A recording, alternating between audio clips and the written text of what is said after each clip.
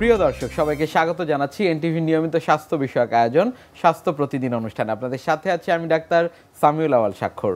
প্রতিদিনের মতো আজও আমরা একটি গুরুত্বপূর্ণ বিষয় নিয়ে কথা বলবো। আজ আমাদের আলোচনার বিষয় হার্নিয়া। এই গুরুত্বপূর্ণ বিষয়টি নিয়ে আলোচনা করবার জন্য আজ আমাদের সাথে স্টুডিওতে উপস্থিত রয়েছেন একজন বিশেষজ্ঞ চিকিৎসক। চলুন দর্শক, অনুষ্ঠানের শুরুতেই পরিচিত হয়ে আসি আমাদের আজকের অতিথির সাথে। ডাক্তার জুনায়দুর রহমান 1981 সালের অক্টোবর মাসে ব্রাহ্মণবাড়িয়া জেলায় জন্মগ্রহণ করেন।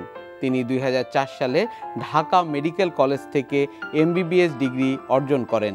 এরপর তিনি চিকিৎসা বিজ্ঞানে উচ্চতর FCPS ডিগ্রি লাভ করেন। বর্তমানে তিনি মুগদা মেডিকেল কলেজের সার্জারি বিভাগে সহকারী অধ্যাপক হিসেবে কর্মরত। আপনাকে স্বাগত জানাচ্ছি আমাদের আজকের এই আয়োজনে। ধন্যবাদ আপনাকে, ধন্যবাদ এনটিভিকে আমাকে এই প্রোগ্রামে আমন্ত্রণ করার জন্য। স্যার, হার্নিয়া একেবারে অনুষ্ঠানের শুরুতে আসলে আপনার কাছে যে বিষয়টি জানবা সেটি হচ্ছে হার্নিয়া। এই বিষয়টি আসলে কি? হার্নিয়া এটা একটা কমন সমস্যা, এটা সবাই আমরা সাধারণ মানুষ এই টার্মই আসলে পরিচিত। হার্নিয়া হচ্ছে শরীরের কোনো অংশে একটু দুর্বল হয়ে ওর ভিতরের দিকের কম্পোনেন্টগুলো বাইরের দিকে ফুলে ওঠে। যেমন বেশিরভাগ ক্ষেত্রে কমন হয় ইঙ্গুইনাল রিজনে বা কুচকির মধ্যে, যেটা আমরা বলি। দেখা যাচ্ছে যে ফুলে যাচ্ছে, হয়তো একটু কাশি দিলে অথবা একটু ভারী কাজ করলে ওই অংশটুকু ফুলে যাচ্ছে। আবার দেখা যাচ্ছে যে কিছু কিছু ক্ষেত্রে আবার যখন শুয়ে যায় তখন আবার ফুলাটা নিচে আপনি ভিতরে ঢুকে যাচ্ছে।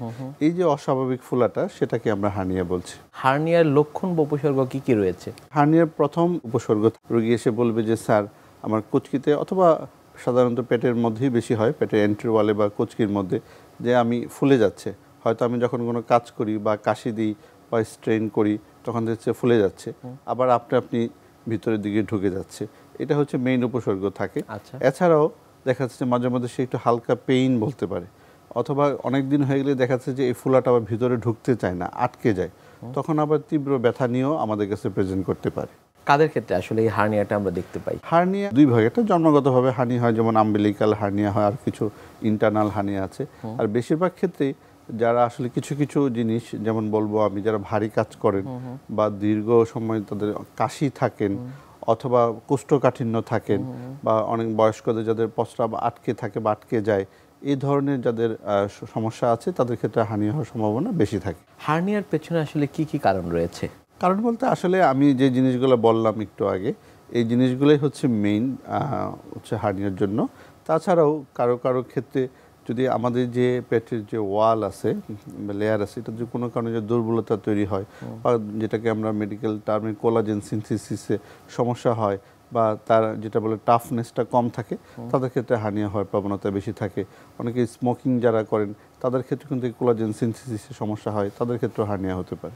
আমরা অনেক সময় দেখি যে অনেকের আসলে অনেক দিন ধরে হার্নিয়া রয়েছে কিন্তু চিকিৎসকের শরণাপন্ন তারা হচ্ছেন না, তাদের ক্ষেত্রে কি করণীয়? হার্নিয়া যখন ইনিশিয়ালি হয় তো রোগীর ফোলা ছাড়া আর কোনো প্রবলেম থাকে না, কোনো ব্যথা হয় না, কোনো ধরনের সে কমপ্লেইন বা অন্য কোনো সমস্যা তার হয় না, শুধু ফোলাটাই তার কমপ্লেইন। এই জন্য আসলে মানুষের কষ্ট হয় না, বিদায় সে আসলে আসতে চায় না। তবে হার্নিয়া যে কারোরই হোক না কেন, যে সমস্যায় থাকুক না কেন, এটার আসলে চিকিৎসা হচ্ছে অপারেশন।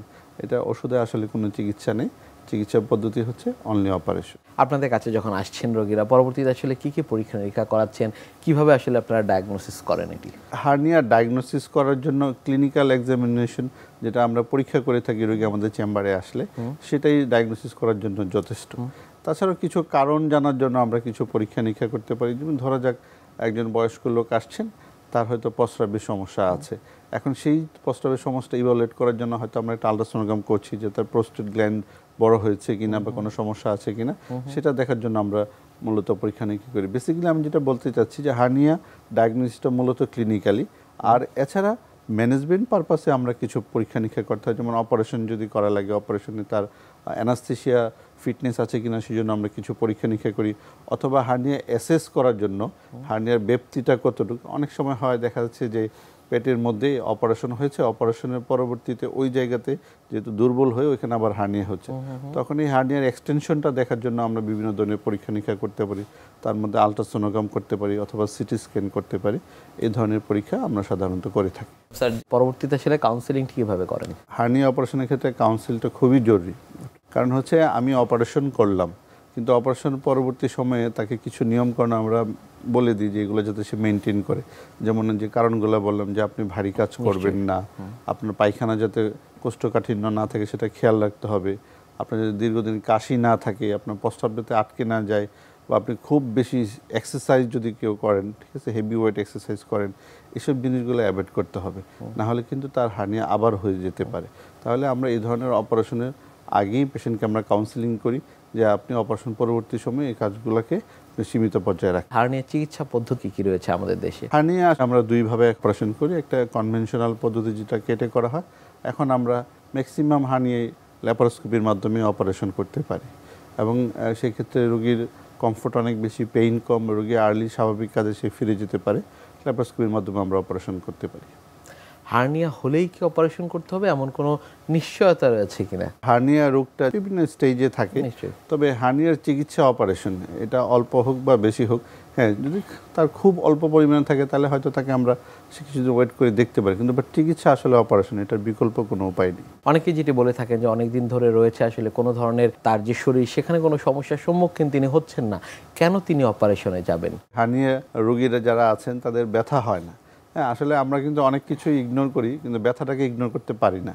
তা শুধু ফোলা দেখা যাচ্ছে, বেশিরভাগ ক্ষেত্রে তার আন্ডারগার্মেন্টসের নিচে থাকে, সেটা খুব একটা তার বদার হয় না।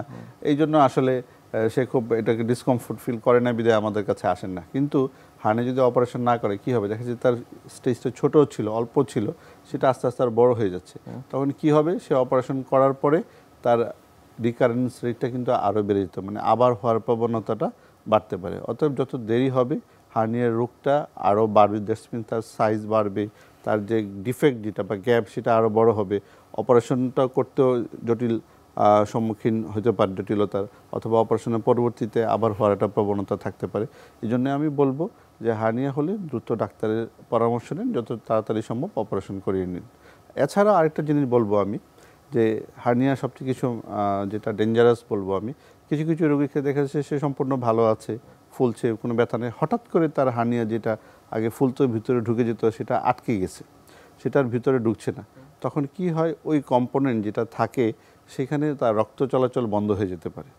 তখন রক্ত চলাচল বন্ধ হয়ে গেলে ওই অংশটুকু পচে যেতে পারে, এবং সেই পচে যাওয়া থেকে কিন্তু তার প্রাণঘাতী সমস্যাও হয়ে যেতে পারে।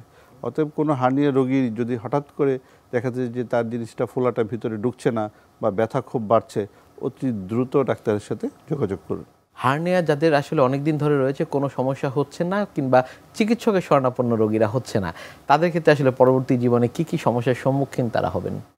যে আমার কাছে কিছুদিন আগে আমার চেম্বারে একটা পেশেন্ট এসেছে, তার ইঙ্গুইনাল রিজন, জাসমিন কুচকির মধ্যে হার্নিয়া। সে প্রায় 10 বছর যাবতে হার্নিয়াটা ক্যারি করছে। সে যেহেতু পেইন নাই, খুব একটা বদা করছে না। আমার কাছে যখন এসেছে তার হার্নিয়াটা বড় হতে হতে হাঁটু পর্যন্ত চলে যাচ্ছে। এবার বুঝেন যে মানুষের ব্যথা না হলে সেই জিনিসটা কিভাবে ইগনোর করতে পারে, এবং তার একটা কসমেটিক প্রবলেম। হ্যাঁ, এছাড়া হচ্ছে এখন এই বড় হার্নিয়া পেটের ভিতরে যে খাদ্যনালী বা চর্বি আছে সেটা হার্নিয়ার কম্পোনেন্ট হয়ে যায়।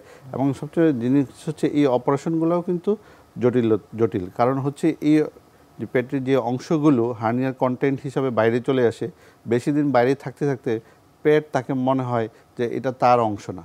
আমরা যখন হার্নিয়ার অপারেশন করি তখন পেটের ভিতরে যখন ঢুকিয়ে দিই জিনিসগুলো, পেট তাকে স্বাভাবিকভাবে নিতে খুব কষ্ট হয়।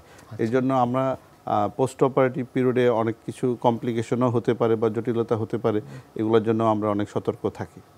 সবচেয়ে মজার ব্যাপার যেটা বললাম যে হার্নিয়া বড় হয়ে কি অবস্থা হতে পারে, একটা হার্নিয়া বড় হয়ে তার হাঁটু পর্যন্ত চলে গেছে। পরবর্তীতে তার চিকিৎসা পদ্ধতি কি ছিল? না, এটা ডেফিনেটলি তার অপারেশন ছাড়া তো বিকল্প, যে কোনো হার্নিয়ারই আসলে অপারেশন ছাড়া বিকল্প কোনো উপায় নেই। আমি একটু আগে বললাম যে যত বড় বা যত কমপ্লিকেটেড হার্নিয়া হবে তার অপারেশনটাও জটিল হবে, তার আউটকামটাও সন্তোষজনক নাও হতে পারে। স্যার, যারা হার্নিয়ার অপারেশন করছেন পরবর্তী জীবনে তাদেরকে আবার এই হার্নিয়ার অপারেশন করতে হতে পারে কিনা? আমি বলবো যদি তার হার্নিয়ার অপারেশনের পরে নিয়ম কানুনগুলো সঠিকভাবে মানেন, আশা করি তার হার্নিয়া হওয়ার সম্ভাবনা কম। কিন্তু হ্যাঁ, দেখা যাচ্ছে তার ইঙ্গুইনাল হার্নিয়া ডান দিকে হয়েছে, এখন বাম দিকে তার আবার হতে পারে। তার যদি সেখানে দুর্বলতা থেকে থাকে বা সে নিয়ম কানুন না মেনে থাকে তাহলে বাম দিকে হতে পারে, ঠিক আছে। তবে স্বাভাবিক ক্ষেত্রে যদি তার অপারেশন হয় এবং সে নিয়ম কানুন মানে, সাধারণত রিকারেন্স রেট খুবই কম। নিয়মানুবর্তিতার কথা বলছিলেন, নিয়ম মেনে চলার কথা বলছিলেন।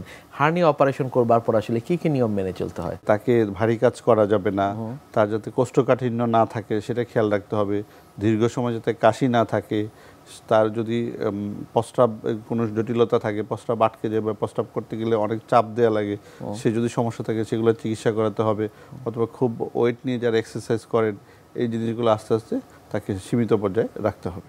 হার্নিয়া অপারেশন করবার কি কি পদ্ধতি রয়েছে? হার্নিয়ার অপারেশনের পদ্ধতি বলেছি আমি যে আমরা কেটে অপারেশন করি আর ল্যাপারোস্কোপির সাহায্যে অপারেশন করি। আমি একটু বিস্তারিত বলি আপনাকে। যেমন হচ্ছে আমরা ইঙ্গুনাল হার্নিয়ার ক্ষেত্রে আমরা অপারেশন করি ল্যাপারোস্কোপির মাধ্যমে, সাধারণত যেটাকে আমরা মেডিকেল ভাষায় TAPP বলি বা trans abdominal pre peritoneal mash repair, এছাড়াও TEP বলে total extra peritoneal mash repair করতে পারি, সেটা হচ্ছে ইঙ্গুনাল হার্নিয়ার ক্ষেত্রে। এছাড়া আমাদের পেটের সামনের অংশে যেটাকে ভেন্ট্রাল হার্নিয়া অথবা ইনসিশন হার্নিয়া, বিভিন্ন ধরনের হার্নিয়া নামকরণ করি আমরা, সেগুলোও ল্যাপারোস্কোপির সাহায্যে আমরা অপারেশন করতে পারি। কোন ক্ষেত্রে আসলে সুবিধা বেশি কিংবা সাফল্যের হার কোন ক্ষেত্রে বেশি, কিংবা রোগীরা আসলে এসে কোনটি চায়? রোগীরা চেম্বারে আসলে দুইটা ব্যাপারে আমরা কাউন্সেলিং করি, প্রত্যেকটারই সুবিধা অসুবিধা এবং ইন্ডিকেশন আছে। যে এই স্টেজে বা এই পর্যায়ে আসলে আমরা ল্যাপারোস্কোপি করতে পারি, কিছু কিছু ক্ষেত্রে হয়তো আমরা ল্যাপারোস্কোপি করতে পারি না। যেমন দেখা যাচ্ছে যে একটু আগে যেটা বললাম যে তার একদম হাঁটু পর্যন্ত হার্নিয়া, আসলে এই ধরনের হলে সেটা ল্যাপারোস্কোপি করা সম্ভব না, সেটা কেটেই করতে হবে। অথবা ভেন্ট্রাল হার্নিয়া অনেক বড় হয়ে গেছে, যেটার গ্যাপ মোর দেন 5 সেন্টিমিটার আছে ডিফেক্ট, সেক্ষেত্রেও আমরা কেটে করি। সাধারণত ইনিশিয়াল স্টেজে বা অনেক জটিলতা না থাকলে সেক্ষেত্রে আমরা ল্যাপারোস্কোপিটাকে প্রিফার করি। স্যার, খরচের যে বিষয়টি সেটি আসলে তারতম্য কেমন হয়ে থাকে? আসলে ল্যাপারোস্কোপিতে খরচ একটু বেশি, কারণ ল্যাপারোস্কোপিতে যে ম্যাশ ইউজ করা হয়, যে ডিভাইসগুলো ইউজ করা হয়, এগুলো আসলে একটু কস্টলি। আমরা ওপেন কেটে যে ম্যাশ ইউজ করা হয় তার থেকে এটার দাম একটু বেশি, অথবা কিছু ডিভাইস আমরা ইউজ করি সেগুলোর একটু খরচ আছে। হ্যাঁ, একটু ল্যাপারোস্কোপিতে অবশ্যই খরচটা একটু বেশি, কিন্তু বাট আউটকাম ক্ষেত্রে, কসমেটিক আউটকাম, পেশেন্টের পেইন ফ্রি, সেই ক্ষেত্রে বলবো ল্যাপারোস্কোপি কেটে করার থেকে ভালো। হার্নিয়ার এই বিষয়গুলো নিয়ে আপনার কাছ থেকে আরও জানবো, তবে তার আগে আমাদের এই অনুষ্ঠানে একটি নিয়মিত সেগমেন্ট হচ্ছে বিভিন্ন খাদ্যের পুষ্টি গুণাগুণ সম্পর্কে আমাদের দর্শকদের জানিয়ে দেয়া। প্রিয় দর্শক, দেখছেন স্বাস্থ্য প্রতিদিন। কথা হচ্ছিল খুব গুরুত্বপূর্ণ একটি বিষয়, হার্নিয়া নিয়ে। অনুষ্ঠানের পর্যায়ে দেখে নেব বিভিন্ন খাদ্যের পুষ্টি গুণাগুণ সম্পর্কে আমাদের পুষ্টিবিদের কাছ থেকে। কনস্টিপেশন বা কোষ্ঠকাঠিন্যের সমস্যা আজকাল প্রায়ই শোনা যায়। কোষ্ঠকাঠিন্য বা কনস্টিপেশন হলো সপ্তাহে 3 বার বা তার কম যদি মল নিষ্কাশিত হয় তবে তাকে কনস্টিপেশন বলা হয়। সাধারণত মল যদি দেহ থেকে ঠিকভাবে নিষ্কাশিত না হয় তাহলে জিহ্বার উপরে আস্তরণ, পেটে ব্যথা বা পেট ফাঁপা প্রভৃতি সমস্যা হতে পারে। কনস্টিপেশন কিন্তু কখনোই একদিনে হয় না, বিভিন্ন ধরনের অনিয়মের কারণেই কিন্তু কনস্টিপেশন হয়ে থাকে। যদি প্রতিদিনের খাদ্য তালিকায় পর্যাপ্ত পরিমাণে ফাইবার সমৃদ্ধ খাবার না থাকে তবে তাদের কনস্টিপেশন হতে পারে। সাধারণত আমাদের অনিয়ন্ত্রিত জীবনযাপনের কারণেই কিন্তু কনস্টিপেশনের শুরুটা হয়। প্রতিদিন নিয়ম করে না খাওয়া, নিয়ম করে বাথরুমে না যাওয়া, ফাইবার সমৃদ্ধ খাবার না খাওয়া প্রভৃতি কারণেই কিন্তু কনস্টিপেশন হয়ে থাকে, এবং কনস্টিপেশনের ফলে কিন্তু আরও নানা ধরনের জটিলতা দেখা দিতে পারে। তাই যাদের কনস্টিপেশন রয়েছে তাদের খাদ্য তালিকায় অবশ্যই প্রচুর পরিমাণে ফাইবার সমৃদ্ধ খাবার অর্থাৎ শাক সবজি এবং ফলমূল রাখতে হবে। এই শাকসবজি এবং ফলমূলের ফাইবার ডাইজেস্টিভ সিস্টেমকে ভালো রাখে। এছাড়া যাদের কনস্টিপেশনের প্রবলেম রয়েছে তারা অতিরিক্ত ফ্যাটি ফুডসমূহকে অ্যাভয়েড করবেন। যাদের কনস্টিপেশন রয়েছে তারা নিয়মিত ফিজিক্যালি অ্যাক্টিভ থাকবেন, কেননা অ্যাক্টিভিটি ইমিউন সিস্টেমকে শক্তিশালী করে। যাদের কনস্টিপেশন রয়েছে তারা প্রতিদিন একটি নির্দিষ্ট টাইমে খাওয়ার চেষ্টা করবেন। কখনোই খুব বেশি সময় পেট খালি রাখা যাবে না। সারাদিনের 3 বেলা না খেয়ে 5 বা 6 বারে খাবার খাওয়ার চেষ্টা করবেন। এমন খাবার খাবেন যেগুলো সহজে ডাইজেস্ট হয়। বিশেষ করে ভাজা পোড়া, অতিরিক্ত ফ্রাইড যে কোনো ফুড খেলে কনস্টিপেশন হতে পারে। পরিমাণে কম খাওয়াও কিন্তু কনস্টিপেশনের জন্য দায়ী। অনেকে ক্র্যাশ ডায়েটিংয়ের জন্য খাওয়া দাওয়া একেবারে ছেড়ে দেন, বিশেষ করে কোনো সুষম খাবার থাকে না, ফাইবার সমৃদ্ধ খাবার থাকে না, এই কারণেও কিন্তু কনস্টিপেশন হতে পারে। তাই যারা ডায়েটিং করছেন তারা সুষম খাবারের মাধ্যমে ওজন কমানোর চেষ্টা করবেন, কেননা এই ওজন কমাতে গিয়ে খাবার বাদ দেওয়ার কারণেও কিন্তু কনস্টিপেশন হতে পারে। চেষ্টা করবেন প্রতিদিন ঘুম থেকে ওঠা থেকে রাতে ঘুমোতে যাওয়ার সময় পর্যন্ত একটি নির্দিষ্ট নিয়মের মধ্যে চলা। কখনোই বাথরুম খুব বেশি সময় আটকে রাখা যাবে না। নির্দিষ্ট সময় মতো বাথরুমে যেতে হবে এবং যে কোনো ধরনের ফ্যাটি ফুডসমূহকে পরিহার করতে হবে।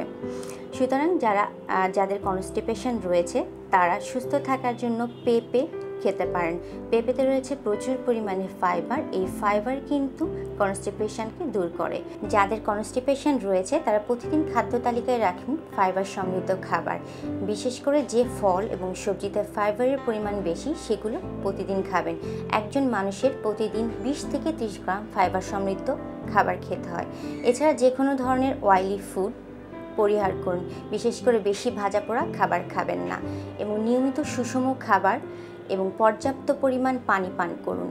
এছাড়া যাদের কনস্টিপেশন রয়েছে তারা রেগুলার 45 থেকে 1 ঘন্টা এক্সারসাইজ করুন। তাহলেই কনস্টিপেশন থেকে সুস্থ থাকা সম্ভব। হার্নিয়া এই বিষয়টি আসলে অপারেশন করা হয়েছে, আবার অনেকে যারা অপারেশন একেবারেই করছেন না, অর্থাৎ একেবারে প্রাইমারি অবস্থায় যাদের রয়েছে তাদের আসলে সেই মুহূর্তে কি করণীয়? যারা প্রাইমারি স্টেজে আছেন যদি অপারেশন না করে থাকেন তাহলে তাকে সে অবজারভেশনে থাকতে হবে যে তার হার্নিয়াটা তাড়াতাড়ি বড় হয়ে যাচ্ছে কিনা বা কোনো কারণে ব্যথা হচ্ছে কিনা, হঠাৎ করে যে কন্টেন্টটা আটকে যাচ্ছে কিনা, সেই জিনিসগুলো অবশ্যই তাকে খেয়াল রাখতে হবে। অথবা হার্নিয়া যে কাজগুলো করলে হার্নিয়া আরও বড় হয় তাড়াতাড়ি, সেই কাজগুলো যাতে সে না করে। অনেক ধন্যবাদ আপনাকে আমাদের আজকের এই অনুষ্ঠানে আসবার জন্য। ধন্যবাদ আপনাকে, ধন্যবাদ দর্শক শ্রোতাদের, ধন্যবাদ এনটিভিকে। প্রিয় দর্শক, এতক্ষণ দেখছিলেন স্বাস্থ্য প্রতিদিন। কথা হচ্ছিল খুব গুরুত্বপূর্ণ একটি বিষয়, হার্নিয়া নিয়ে। আশা করি আমাদের এই গুরুত্বপূর্ণ তথ্যগুলো আপনাদের অনেক বেশি উপকারে আসবে। অনুষ্ঠানের পর্যায়ে দেখে নেব কি থাকছে আগামী পর্বে স্বাস্থ্য প্রতিদিন অনুষ্ঠানে। বেসিক্যালি আমাদের মোস্ট কমন ডিজিজ যেটা হলো রিভার্সিবল ব্লাইন্ডনেস, ক্যাটারাক্ট। তারপরে যে জিনিসটা হলো গ্লোকোমা, তার নেত্রনালী যে প্রদাহ ইনফেকশন হয় যেটা ড্যাক্রোসিস্টাইটিস আমরা বলি, আইরাইটিস। আর আরেকটা যেটা কমন ডিজিজ আমাদের বাংলাদেশে হয় সেটা হলো আমাদের তো কৃষি নির্ভর দেশ, গ্রামে কৃষকরা কাজ করে, তো ধানের পাতা পাটের পাতা লেগে কর্নিয়াল আলসার তৈরি হয়। সো কর্নিয়াল আলসারটা খুব একটা ইম্পর্টেন্ট ডিজিজ, বাট এটা অন্য অনেক কজ থাকে, বাট গ্রামের থেকেই এই রোগীগুলো আমরা সাধারণত বেশি পাই।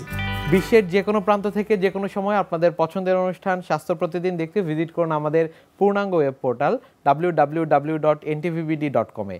এছাড়া এনটিভির সব জনপ্রিয় অনুষ্ঠান ও খবরের আপডেট পেতে ভিজিট করুন আমাদের ইউটিউব চ্যানেল ও ভেরিফাইড ফেসবুক পেজে। আজ এখানেই শেষ করছি, আগামীতে আবারও দেখা হবে। সে পর্যন্ত আপনারা সবাই ভালো থাকুন, সুস্থ থাকুন, এনটিভির সাথেই থাকুন। আল্লাহ হাফেজ।